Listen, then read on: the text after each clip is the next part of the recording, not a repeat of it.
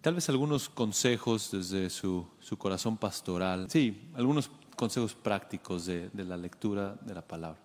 El hermano Montoya habló de formar hábitos y eso es sumamente importante.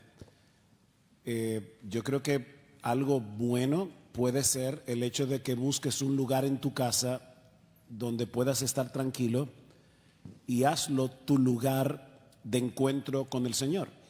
Y tal vez tener tu Biblia ahí. El hecho de tener un plan de lectura ayuda porque no es lo mismo levantarse por la mañana y comenzar a pensar, ¿y ahora qué leo? Yo tengo un plan de lectura, no necesariamente que todo el mundo tiene que seguirlo, pero es un plan de lectura que lo he seguido por años y yo cada día que me levanto ya yo sé qué me corresponde leer. Y Dios me habla a través de su palabra. Entonces, en ese sentido, te aconsejaría que planifiques ese tiempo, o sea, no trates de encontrar en el día un momento para leer la Biblia y orar, porque probablemente no lo vas a encontrar. Fabrica el tiempo. Yo voy a hacerlo a esta hora, voy a encontrarme con el Señor en este lugar, aquí voy a tener los implementos, si un himnario, si mi Biblia, etcétera. Pero lo otro que iba a decir era que no sé cuántos pueden estar aquí que son nuevos creyentes. Y uno tiene que tener paciencia en la medida en que uno lee la Biblia y lee la Biblia y lee la Biblia, y entonces uno va haciendo conexiones que van a hacer de la Biblia un libro más apasionante y te van a mostrar más claramente la persona del Señor. A veces uno escucha a un predicador y dice, wow, eso es lo que me frustra, es que yo leí ese pasaje yo no sé cuántas veces y yo no lo vi. Pero no te olvides que ese pastor tiene años leyendo la Biblia, se pasa la semana preparando un sermón. Sigue leyendo tu Biblia, tente paciencia, que a medida que leas la Biblia vas a entender mejor la Biblia, porque el mejor comentario de la Biblia es la Biblia. Por ejemplo, Miguel hablaba ahora de, o no sé si fue Carlos, perdón, que hablaba del tema de encontrarnos con el Señor. Te toca leer, como en estos días que me tocó leer en mi devocional, el final de Jueces. Esa es una de las historias más horribles que hay en las Escrituras. Agarran a la concubina del levita, la viola todo un pueblo, la matan y él la corta en 12 pedazos y manda un pedazo a la tribu de Israel. La pregunta es, ¿y dónde está Cristo en ese pasaje? Respuesta, en ninguna parte. Hermanos, Cristo no está debajo de cada piedra y detrás de cada árbol del Antiguo Testamento, como decía David Helm.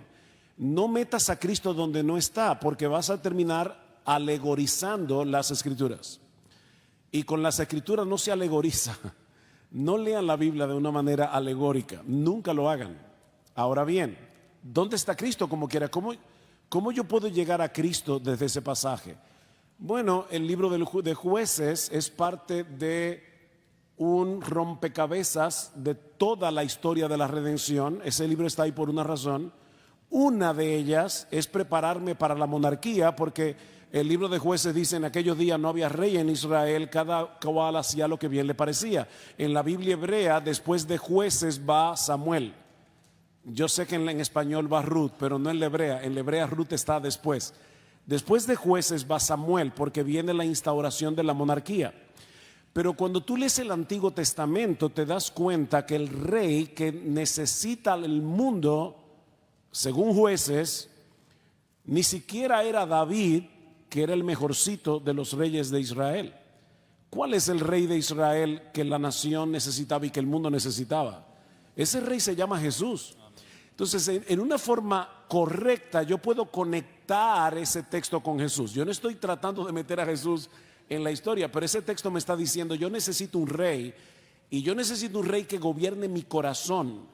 Y ese rey no es David, ese rey no es Salomón, obviamente, no es Ezequías, no es Josías, ese rey es Jesús. Entonces, de esa manera yo puedo ir haciendo conexiones en la Biblia para poder decir, wow, qué glorioso que nosotros tenemos un rey como nuestro bendito Señor y Salvador Jesucristo. Ese es el rey que mi corazón necesita y es el rey que el mundo necesita. Es una forma de leer la palabra. conectando con Cristo. Pero cuidado, no hagan aterrizajes forzosos en el Calvario. Creo que la pregunta tenía más que ver con cómo crear ese tiempo o hábito de lectura de la palabra todos los días o de la manera que sea. Pero yo creo que hay otras prácticas a la hora de leer la palabra que yo creo que pueden ser de mucha ayuda para mucha gente. Por un lado, yo quiero leer la Biblia, pero yo quiero que la Biblia me lea a mí. Y yo creo que la Biblia me lee a mí mejor de lo que yo leo la Biblia. Y yo sé que se habló, creo que fue el pastor Montoya que hablaba del espejo de que habla Santiago. Cuando yo entro a la Biblia, yo quiero que sea un espejo, yo quiero verme, no para que me mande a mudar, como tú mencionabas, pero yo quiero verme en eso que estoy leyendo, cómo yo estoy, dónde yo estoy, qué bien estoy. Estoy progresando, no estoy progresando, si tengo algo que confesar, etcétera, etcétera. Yo creo que eso es una buena práctica, porque no solamente es una práctica que me va a permitir mejorar, pero me va a permitir dar mejores consejerías a otros. Porque lo que estoy viendo en la Biblia acerca de mí, probablemente lo vaya a oír en consejería hoy, mañana, pasado o cuando sea. La segunda práctica que a mí me ayuda mucho es que aprendí hace muchos años atrás que la Biblia es básicamente, no es un libro acerca de los hombres, aunque está llena de historia de hombres, es acerca de Dios. Entonces, yo no quiero salir de un texto de la Biblia hasta que yo no haya visto los atributos de Dios reflejados en esa historia. Si es la historia de Abraham con Isaac y demás, yo no quiero aprenderme la historia de Abraham, Isaac y simplemente salir de ahí con la historia que conocí. Yo quiero ver el Dios que proveyó el sacrificio tal cual Abraham pensó que ocurriría, el Dios proveedor.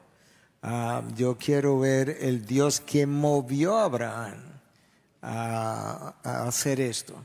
Pero también yo quiero ver al Dios que le pidió a Abraham que hiciera esto como 37 años después o más de haberle hecho la promesa. De manera que Dios tenía como 35, 40 años trabajando en Abraham para que Abraham tuviera la fe de poder hacer un sacrificio. Porque si se lo hubiese pedido al año o a los 2 años, quizás no hubiese podido. Yo quiero ver a Dios en el texto bíblico. Entonces yo creo que eso es una buena práctica también. No salga, la historia de David no es acerca de la historia de David, es acerca de el Dios que estaba sobre David, creando a David, protegiendo a Israel y usando a David en su persona para sus propósitos. Yo creo que si nosotros hacemos eso, vamos a estar más entusiasmados cada vez que salimos de la Biblia, porque vimos a Dios más grande, vimos atributos de Dios, refrescamos atributos de Dios. Y una de las cosas que pasa al leer la Biblia pasa mucho con la oración, aunque me devuelva un momentito, pero Donald Whitney del Southern Baptist Theological Seminary, él enseña la materia de disciplinas espirituales y él dice que la mayoría de la gente no le gusta orar porque ora siempre las mismas cosas acerca de las mismas cosas. Y eso es aburrido, porque si oras las mismas cosas acerca de las mismas cosas, ¿cuántas veces lo voy a hacer? Entonces, cuando oras la palabra, entra a un texto de la Biblia y trata de ver de qué forma ese texto tú lo puedes convertir en oración, va a encontrar continuamente nuevas motivaciones para orar. Bueno, pero igual yo puedo hacer eso al leer la Biblia, que leo los pasajes de la Biblia y encuentro las mismas cosas acerca de las mismas cosas. El Daniel, el fiel, David el valiente y que yo no lo soy. Hermano, es acerca de Dios que está leyendo. Y es la historia de Dios vista a través de la historia de hombres con los que Dios quiso relacionarse para darse a conocer Él. Y yo creo que eso para mí ha sido muy iluminador. Y conectado a eso, creo que es la bendición de tener un plan y de leer la Biblia de manera secuencial. de que nos ayuda a ubicarnos en el canon bíblico. ¿No? La persona que hace sus devociones así, a ver, qué voy a leer y lee algo diferente cada día, es difícil saber en dónde estoy. Mientras que si estoy leyendo un libro, ok, yo sé que ya estoy dentro del antiguo pacto aquí.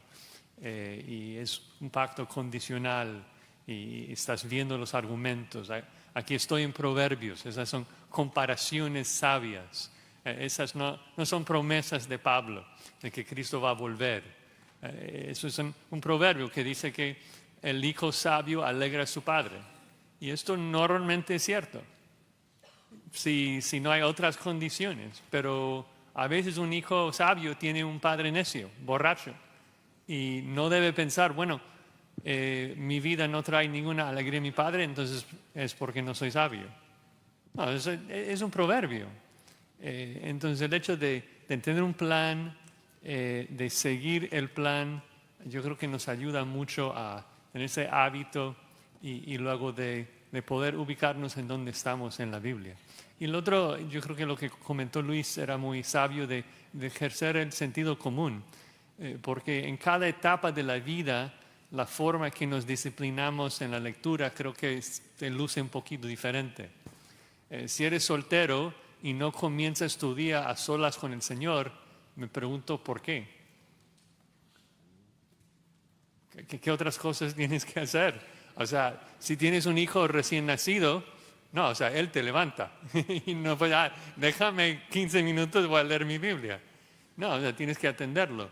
Si tienes hijos adolescentes en la casa, tú tienes que formar esos hábitos en ellos cuando se levantan a la palabra. Entonces, hay que ejercer alguna sabiduría para ver cómo ejecutar un plan de lectura, pero sí o sí debemos estar leyendo. Como te dije, que para mí me ha funcionado muy bien el hecho de leer la Biblia secuencialmente. Y yo tengo ahí comentarios mientras lo estoy leyendo para ver qué realmente está ahí, no meter mis pensamientos y esto, ¿verdad? Y tratar de ver también el panorama de todo, ¿verdad? Y increíble cómo uno puede ver, por ejemplo, en el Antiguo Testamento, digamos que estamos en Levítico y uno dice que es un buen libro para poder ayudarle a dormir, ¿verdad? Porque uno lee y no me está haciendo nada. Pero reconociendo, ¿verdad?, que lo que está pasando en Levítico, Cristo lo cumplió. Entonces, hacer ese conecte a Cristo, ¿verdad? Y entonces eso me alegra. Eso me alegra ver todo esto. Y yo sé que al leer esto, es decir, los israelitas estaban esperando esa promesa cumplida, ¿verdad? Y esa promesa llegó y me ha salvado a mí. Otra vez regresando al Evangelio, ¿verdad? Entonces, verlo no solamente, como dijiste, solo ¿qué hay aquí? Para mí quizás no hay algo directamente aplicable, pero en una manera indirecta me lleva a Cristo. Me lleva a Cristo. Entonces yo creo que eso es una excelente manera. Se ayuda recordar, tenemos la inclinación que está bien, siempre al llegar a la Biblia decir cómo lo puedo aplicar, que está bien. La Escritura es útil para llevarnos a que seamos enteramente preparados para toda buena obra, pero primero tenemos que entender el significado correcto. Otra vez, intención autoral. ¿Qué quiso el autor que entendiera la audiencia original?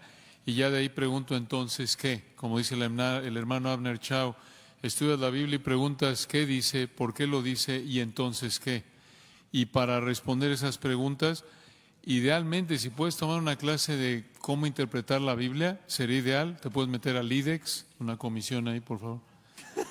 Instituto de Expositores o en tu iglesia, seguramente Integridad y Sabiduría tiene por ahí una clase de hermenéutica de cómo estudiar la Biblia y hacer ahí, seguir los pasos, ¿no?, de estudio bíblico y hacerlo poco a poquito conforme puedas. Y otra sugerencia es observa, asumiendo que estás en una iglesia donde tienes pastores fieles que entienden, saben cómo estudiar, cómo interpretar, cómo predicar el texto. Observa cómo tus pastores explican la Biblia, cómo la aplican. Y conforme estás, a lo mejor están predicando Romanos y tú en tu estudio personal estás leyendo Romanos.